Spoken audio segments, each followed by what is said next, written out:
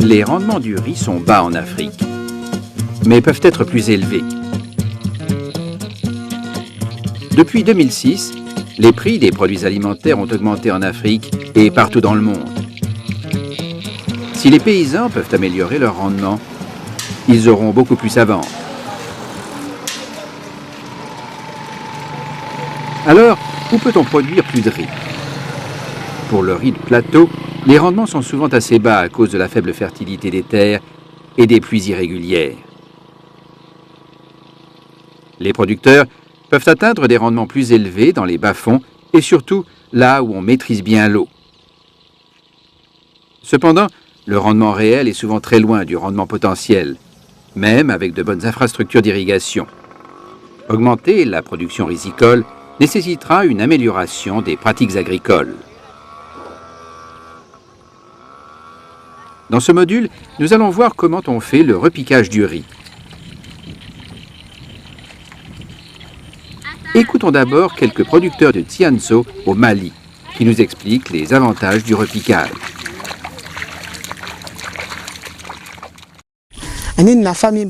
Dans le temps, nous avions l'habitude de semer à la volée. Les mauvaises herbes nous causaient beaucoup de problèmes. Avec le semis à la volée, le riz ne pousse pas rapidement. Ensuite, nous avons adopté le semis en poquet. Ce mode de semis est meilleur que le semis à la volée. Le sarclage est facile ainsi que le désherbage manuel. Maintenant, nous repiquons le riz en divisant le champ avec sur une partie le semis à la volée et sur l'autre partie le repiquage. On voit directement que le repiquage est plus rentable. Les rendements au niveau du repiquage sont à leur tour plus élevés que ceux des deux modes de semis précédents. Les rendements au niveau du semis à la volée représentent le tiers de ceux du repiquage. Les autres avantages sont que le repiquage du riz permet d'économiser la semence et de sélectionner les meilleures plantules.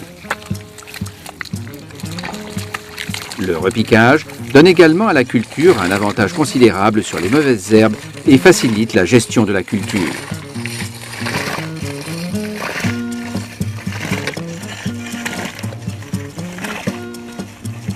Maintenant que nous connaissons les avantages du repiquage, voyons par où commencer. Utilisez des semences de bonne qualité pour obtenir des plantules vigoureuses.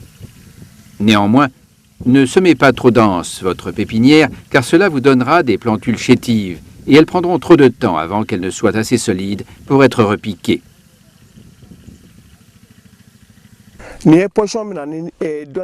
Quand on compare le riz que vous voyez ici à celui-là, même si les pépinières ont été mises en place à la même date, la gestion du second est plus facile. Ceci est dû au fait que les densités sont très élevées par là. Il faudra attendre au moins 1 mois et 10 jours pour pouvoir repiquer celui-là. Les plantules trop âgées ne pourront plus bien taler et même si le talage a lieu, on obtiendra rarement plus de 6 tales par plant. Alors, quel est le bon moment pour faire le repiquage? Si vous voulez obtenir de bons rendements, vos plantules ont besoin de produire beaucoup de tales parce que chaque tale donnera une panicule. Il faut repiquer des plantules quand elles sont jeunes. Bien planifier vos différentes activités sur le terrain est donc primordial. Généralement, les agents de vulgarisation disent qu'on doit repiquer 15 à 20 jours après le semis. Mais écoutons comment les agriculteurs décident du bon moment pour faire le repiquage. Les plantules fragiles ne se prêtent pas à l'arrachage. Le meilleur stade est quand les plantules sont solides. On peut aussi compter les feuilles. Nous avons ici 1, 2, 3, 4 et 5 feuilles.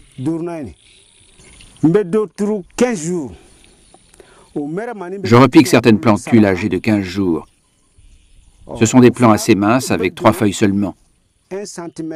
Les plantules sont repiquées à une profondeur d'1 centimètre. Ces plants deviennent plus vigoureux. On doit se préparer pour coïncider avec le bon stade, c'est-à-dire préparer le champ.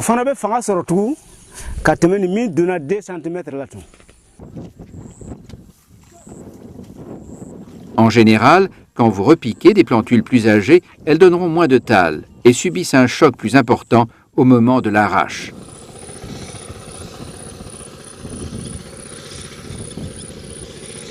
Préparez donc votre champ bien à temps. Assurez-vous d'avoir bien plané votre terrain et que la mise en boue est bien effective. Cela facilite le repiquage des jeunes plantules. Si possible, inondez le champ avec une mince couche d'eau pendant quelques jours avant le repiquage. Notre champ doit être prêt au moment où notre pépinière ne dépasse pas les 2 semaines. Maintenant, nous pouvons commencer à repiquer les jeunes plantules. Irriguez la pépinière avant l'arrachage. Ceci réduira les dommages sur les plantules. Une fois arrachées, repiquez les plantules le plus tôt possible. Cela les empêche de se dessécher.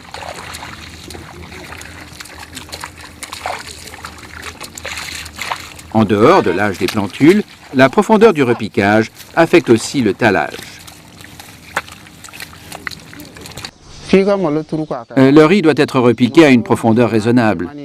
La partie blanche de la base du plant doit servir de point de séparation entre la partie enfoncée et la partie aérienne. La partie verte doit rester en surface. La reprise est retardée si la partie verte est enfoncée dans le sol. Examinons pourquoi la profondeur du repiquage affecte le tallage.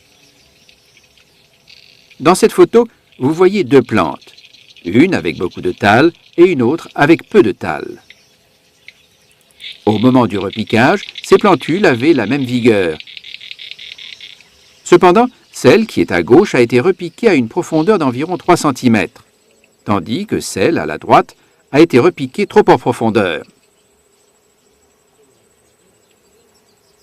Les racines de la plante de gauche se sont rapidement réinstallées et les talles ont commencé très vite à émerger du nœud basal où la tige et les racines se rencontrent.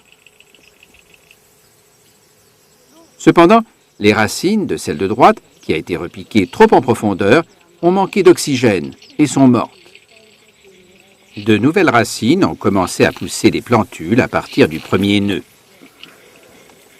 Plus tard, des talles ont aussi émergé de ce premier nœud, mais elles étaient beaucoup moins nombreuses que celles de la plante de gauche, d'où beaucoup de talles de son nœud basal ont poussé. Puisque chaque talle produit une panicule avec beaucoup de grains, vous comprenez à présent que le repiquage dans un champ mal plané réduira considérablement vos rendements. Lorsque les plantules sont repiquées trop en profondeur, des racines commencent à se former, suivies par des talles de son premier nœud au lieu de son nœud basal. Dans ce cas, elles tallent moins. Les plantules ont besoin d'espace pour taller. De ce fait, plus il y aura de plantules dans un poquet, moins il y aura d'espace. Il est préférable de repiquer 1 à 3 plantules par poquet. Évidemment, vous économiserez des semences en repiquant moins de plantules par poquet.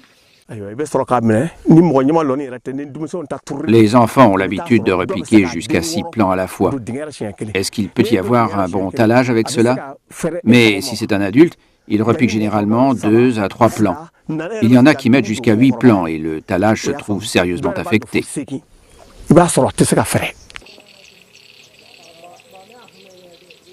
Le riz a besoin d'espace pour taller. Il tale pour capturer le maximum de soleil. Comme le tallage s'arrête au moment de la formation des panicules, il est important qu'à ce moment, la couverture soit totale.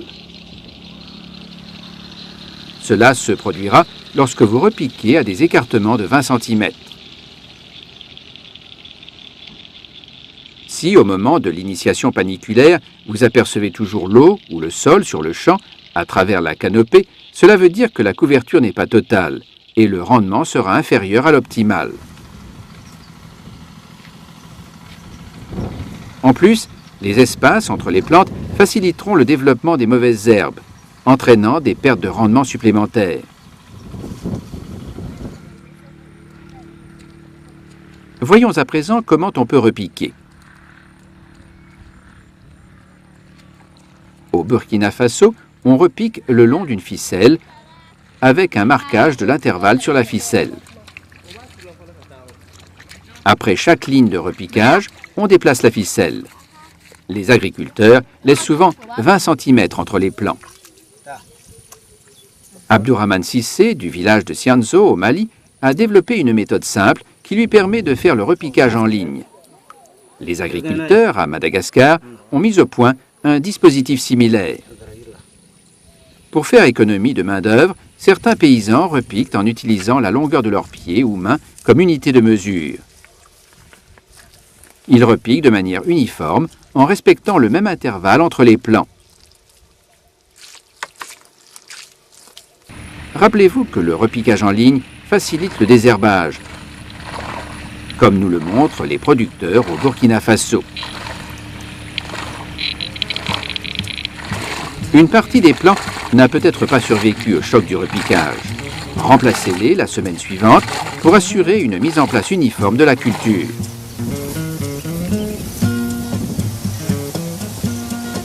En résumé, qu'est-ce qu'on a appris?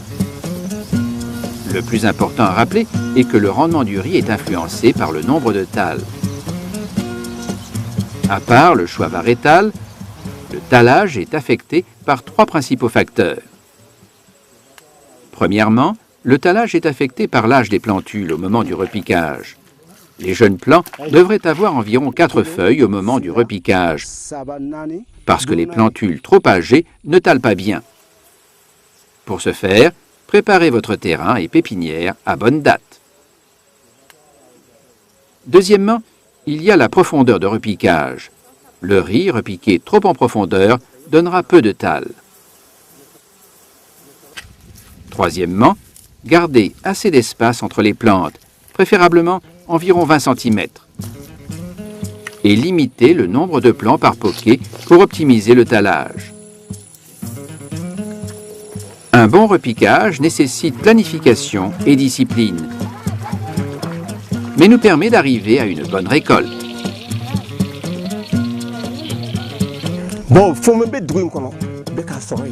Tout le village a compris aujourd'hui les avantages de la nouvelle méthode. D'autres villages à l'intérieur, comme à l'extérieur du Mali, peuvent prendre l'exemple sur nous du fait de la persévérance des encadreurs et du bénéfice que nous en tirons. Notre souhait est que tout le monde profite de ces nouvelles technologies.